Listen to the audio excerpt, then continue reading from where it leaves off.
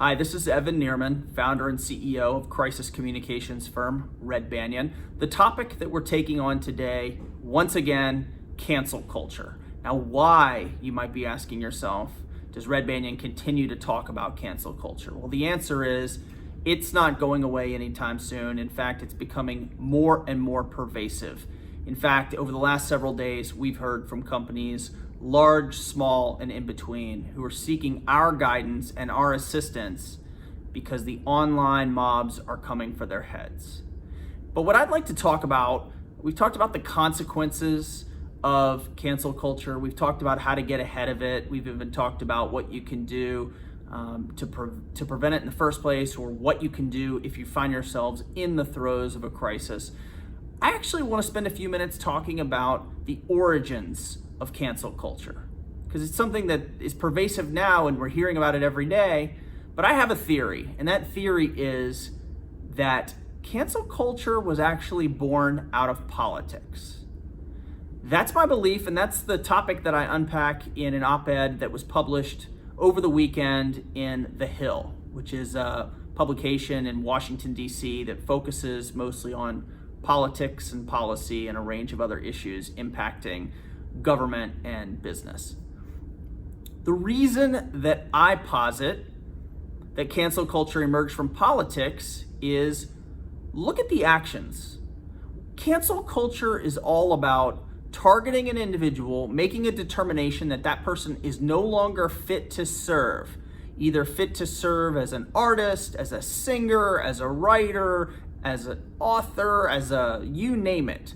Cancel culture is about, how do we take this person who's in a position of authority and how do we minimize their voice? Sounds kind of like what people have been doing in politics since day one, which is, if you find an individual who you don't like, who you disagree with, who you think is no longer fit to serve, what do? You vote that person out of office. So some of the tactics, the dirty tricks that we've seen that have become part and parcel of a political campaign. Think about it. Hacking into someone's email. Sound familiar? Doxing people. Creating petitions online where you find like-minded individuals who are willing to sign their names on the dotted line and say, yes, I joined this movement, calling for this person to be shut down, shut out, or voted out. So the same tactics that people have been using in politics for generations are now also being used as a part of cancel culture. However, here's the rub. Here's the main difference.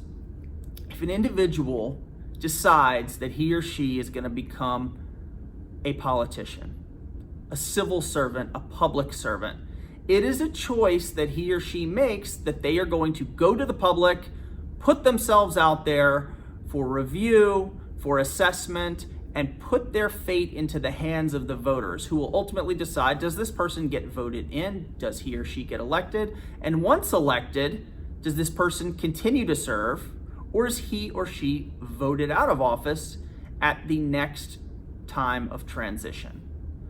Well, when you make that decision, it's something that people often discuss with their children, their families, their spouses, significant others, partners. You're stepping into the limelight. You're inviting scrutiny. You know that this is par for the course when you become a public official living in the public eye. The difference with cancel culture is you have private individuals who haven't necessarily made that same determination, and they suddenly are finding themselves on the receiving end of often very harsh criticism. So, big difference between someone who signs up for this and has it knows what's coming and gets what they were expecting, versus someone for whom this is just comes out of nowhere and knocks them for a loop.